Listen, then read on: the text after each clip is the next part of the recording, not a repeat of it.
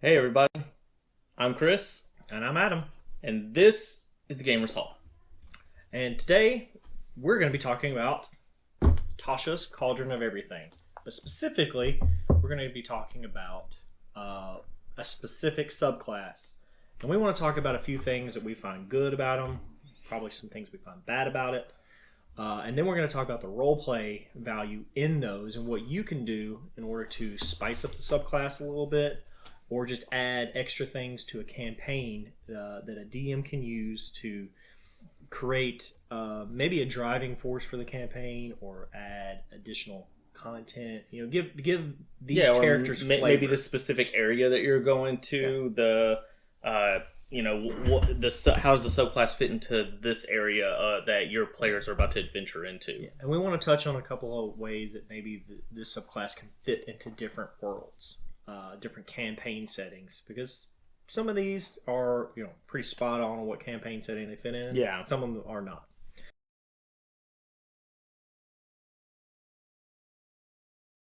Alright, so let's talk about the Armorer Artificer. It's the new subclass for Artificer, which is a really interesting one. Definitely full of flavor. Full of a lot of flavor. And it's pretty cool. Gives the Artificer a lot more. There's a lot more the Artificer can do with this, and a lot more build opportunities. But let's talk about the good. All right. So they have a different spell list. They get Magic Missile, Thunder Wave, Mirror Image, Shatter, and so good. Other things. Greater Invisibility. Whoa. Amazing. Also, why? I mean, I know why, because the Infiltrator armor, making them invisible, it fits, but at the same time, for kind of a balance feel. Yeah, well, greater invisibility on a already armored character, a heavily armored character, just seems a little bit too far. Yeah, I feel like maybe if you're the Infiltrator, that's why they gave it that. Yeah, because I don't see I don't see the other one, the brute up in your face one. I mean, no, why wouldn't you? Yeah, why wouldn't you? I mean, you are at a disadvantage. You're walking around in full plate armor. You're doing. Or half plate or something. Now you've got advantage on all those attacks. You have advantage, and you have people at disadvantage to hit you. I mean, it's just really good. Yeah, but then if you add that on there, if you hit somebody with it, well, that's going to tie into some of the abilities that we're about to talk about. Right. So, yeah, the Arcane Armor ability, it's normal. Normally, if a armor has a strength requirement to it, it gets rid of it. Yep. Which is pretty good. So you're not moving slower.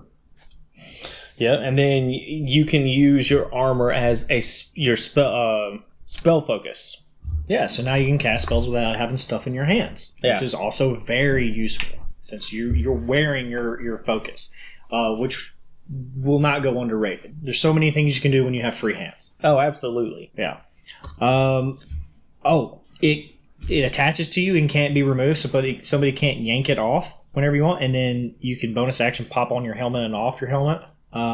Which is kind of neat. It's the whole armor. Yeah, it's a whole armor. You just bonus action don or doff, which means if somebody's casting it's heat, an action to don or doff. It's a bonus action to take the helmet on and off. Oh, okay. Yeah, the helmet will retract as a bonus action and come back as a full action. Okay, but don or doff as an action is which is so cool. I mean, anybody casting heat metal on you, because they probably will. Oh yeah, I ain't got to worry about it. No. We'll drop that spell. Got my armor back. Yeah.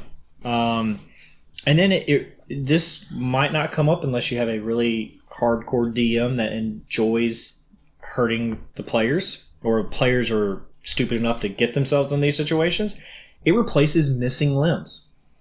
Yes. So you could be missing, actually quite amazing. You could be missing a leg.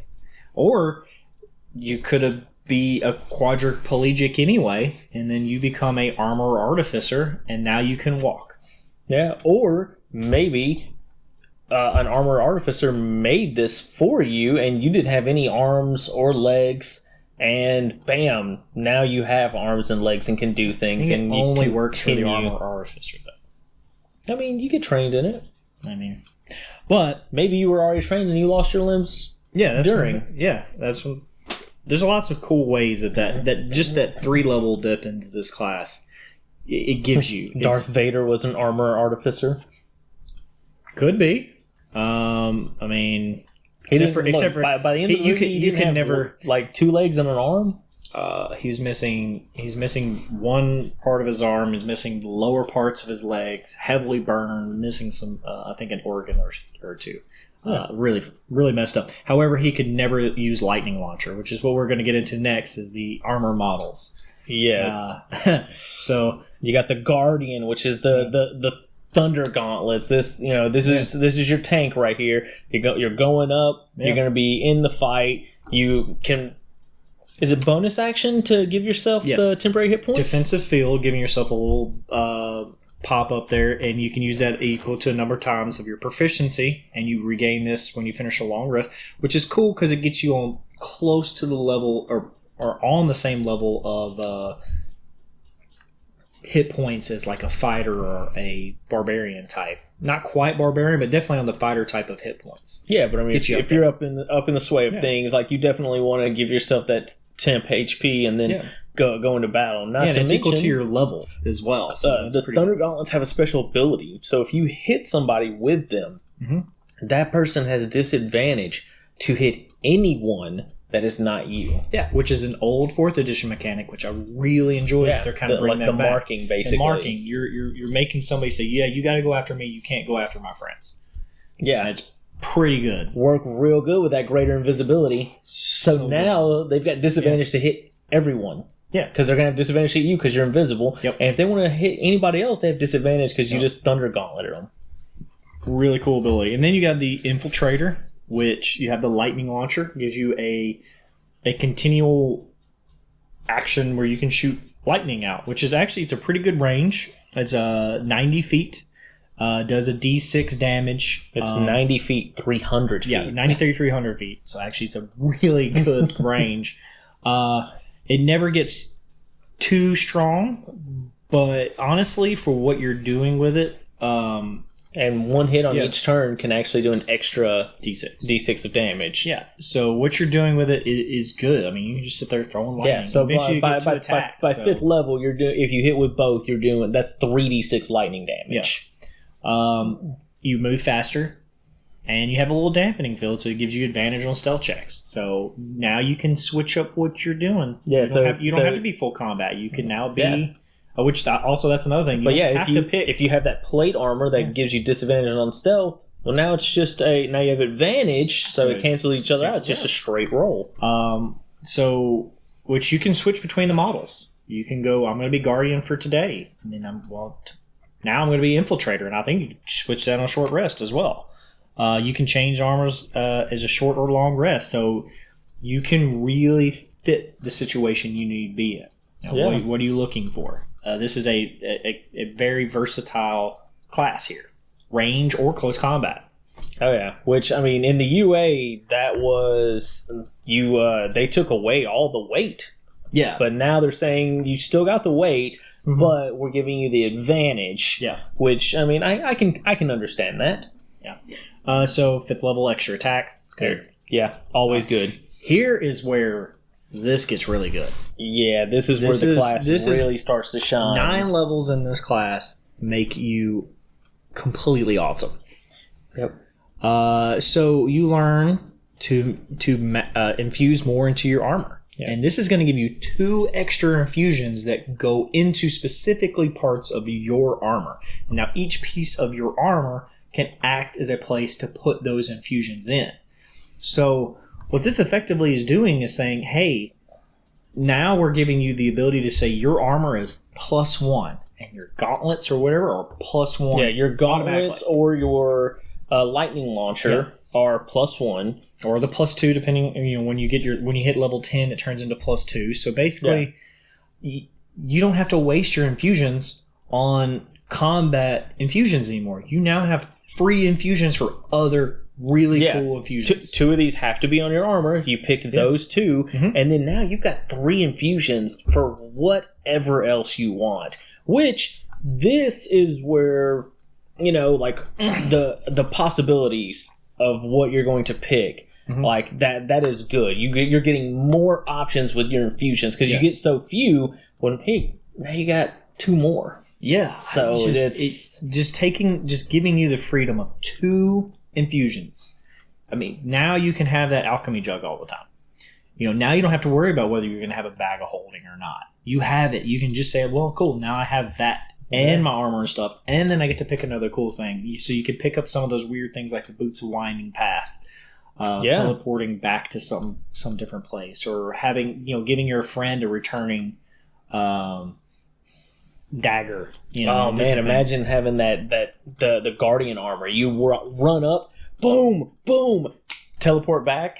So the only person they don't have disadvantage on is you, and they got to get to you now. See, it's such a simple ability, giving so much. Yes, options. It's great. All right, and then at level 15, you get Perfected Armor. Yeah, which enhances your armor models, it's actually. They're good. Yeah, so with the Guardian, when a huge or smaller creature you can see ends its turn within 30 feet of you, you can use your reaction to magically force the creature to make a strength saving throw against your spell save DC, pulling the creature up to 30 feet towards you to an unoccupied space. If you pull the target if you pull the target within 5 feet of you, you can make a melee attack against it as part of the reaction. So a scorpion, get over here. Absolutely. Yeah, you can come in. Pow. That's pretty cool. The Infiltrator, any creature that takes lightning damage from your lightning launcher glimmers at the start of your next turn, gives off light, which actually is not that bad, and has disadvantage on attack rolls against you. And then the next attack against it has advantage and does an extra d6 lightning damage to it. This is such a strong setup. Yeah, it's almost like having a guiding bolt. Yeah, it's a little bit of a weaker version, but you can do it every turn. It's also a little bit better because it protects you. Yeah. So you're disadvantaged to hit me. One person has advantage to hit them, and every turn and extra damage. Yeah, just a little bit of extra damage. But you're not spending spell slots. It's a free ability just because you hit. I mean, wow! Talk about being a team player.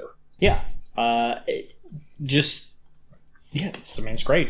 That's a great ability. That doesn't seem super strong looking at it at first, but what you will do with that is so much more. Yeah, I mean, also that Guardian, like, hey, someone's over there beating up the wizard, or someone's beating up one of your allies who's low on hit points. Get over here! Like, no, you got to deal with me. Or somebody trying to run away. Yeah. Oh, you wanted to get away, little goblin, with your disengage? Nah, you're gonna come back, and I'm gonna smack you on the head. A lot of fun things you can do with that. I mean, the armor has a lot of good abilities.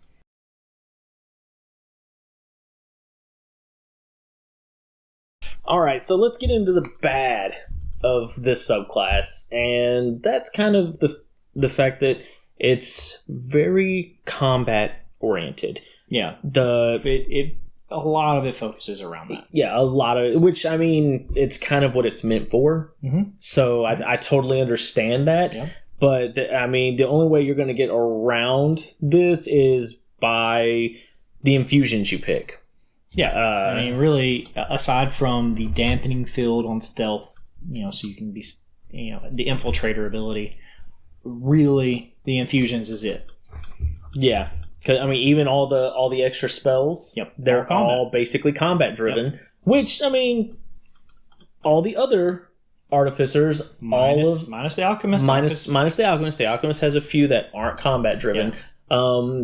Majority of their expanded spell lists are combat driven as well. Yeah. So I mean, I totally get it, but I feel like there's a few things they could have done differently. Yeah. One big one that is a little bit of a thorn to me is why didn't they give you some type of weight assistance? Because in the UA, it used to say in the Infiltrator, no weight. Yeah, the armor didn't weigh anything. Yeah.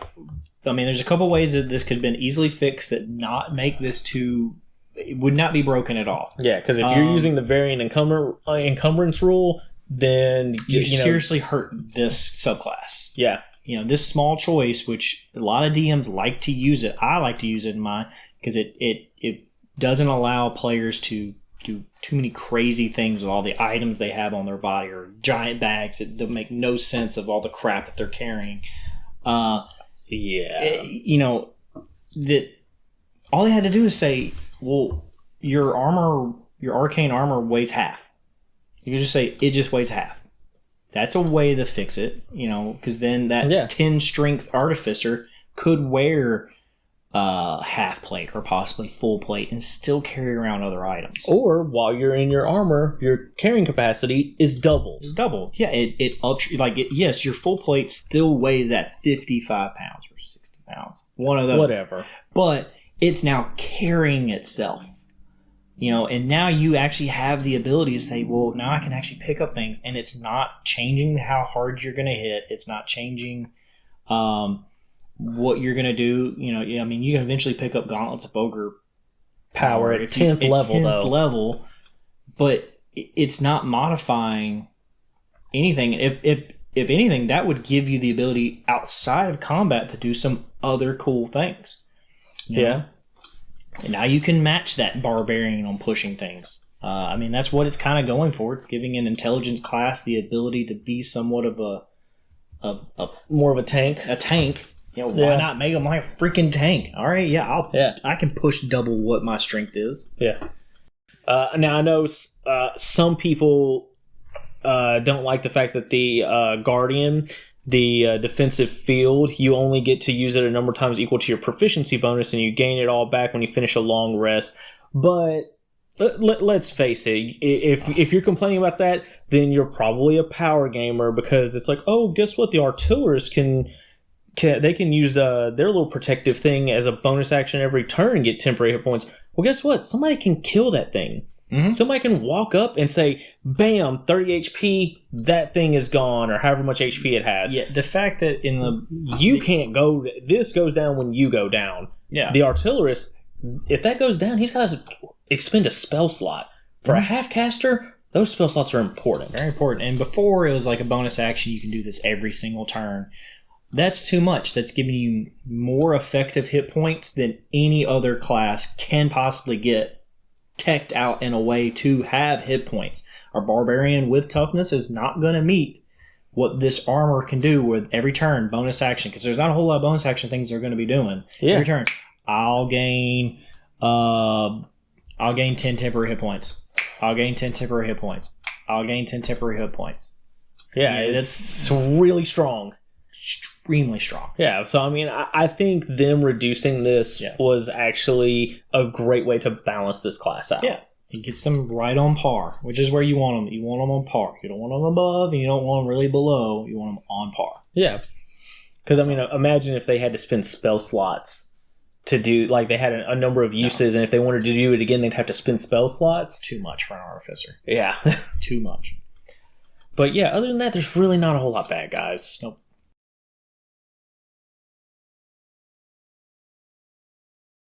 Roleplay for this class. Yeah, obviously Iron Man. It's built it's definitely built to be Iron Man. Yeah. Like the spells you get, the abilities you get. Are you going to be Hulkbuster? Or are you going to be the MK5? Yeah, the infusions. How am I going to change the way my armor works? Perfected armor. What is it going to do? Everything here. Oh, the helmet. Bonus action helmet. That's definitely Tony Stark. Yeah, not to mention, now if you're playing Tony Stark or you're playing Iron Man, all of your infusions are for you. You're not going to be sharing your infusions with anybody else. He had a couple of suits. He made a suit for Pepper. It was called the Assist, which is, I think Assist. Can't remember exactly what it is, but a totally supportive armor. Yeah, or if you're playing War Machine. All for you. All for you. Everything you're doing, all for you. Wand launchers, all, everything's attached. Going crazy with it. Another fun one you can be is... Space Marine. Space Marine. So if you're playing 40k, and we love 40k, Yes. this would, if you want to bring that a little bit of that flavor, this would fit as Space Marine. I mean, you could be a strength-based artificer, but this is how you're going to get that Space Marine feel. I mean, you got your bolter with a lightning launcher. Yeah, or you could use the repeating crossbow, and that that's your bolter. Yeah, heavy crossbow, just boom, boom, boom, going across the field with that. I mean, there's a lot Space Marine wise. You could take it out and use infusions to make it like get the boots of flying, and you can be the jetpack. Oh my God, yes, the jetpackers. Yeah, jump around doing it. I mean, this would be fun for that.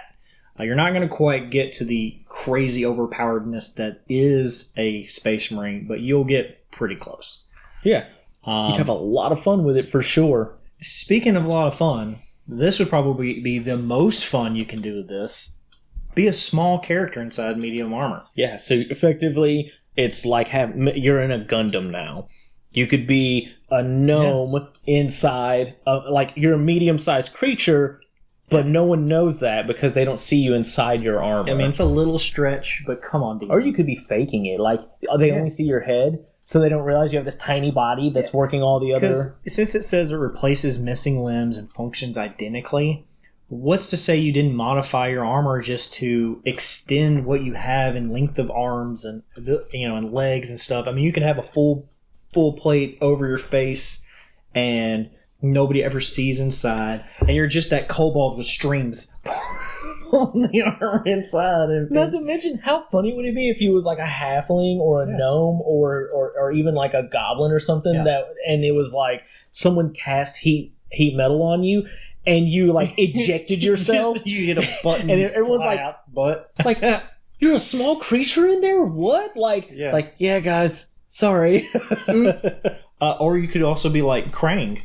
Oh my God, Krang! Yeah, you can be the brain inside the human suit. That would be awesome, actually. Yeah, you're right there. They can even see you, so you're the little brain thing doing that. I mean, a lot of fun, flavorful ways, because there's been lots of things in pop culture that you could role play this, or just tropes in D&D that are funny. The 3 kobolds in the coat. Sneaking up on imagine people. What happens when you're getting attacked and the DM flavors it like you're getting attacked by like animated armor, and when you defeat it, out pops a pixie. Oh my gosh! Yeah, sprites and just inside that have learned how to. Oh, and they have little tiny tools and everything. Yeah, they're like the best artificers in the world. You finally find out, but they're pixies that have been hiding forever. Right? They just started stealing suits of armor to make. Giant Gundams. Yeah, or you could actually use Gundams and you could have it to where like the player's like Power Ranger. Oh my gosh!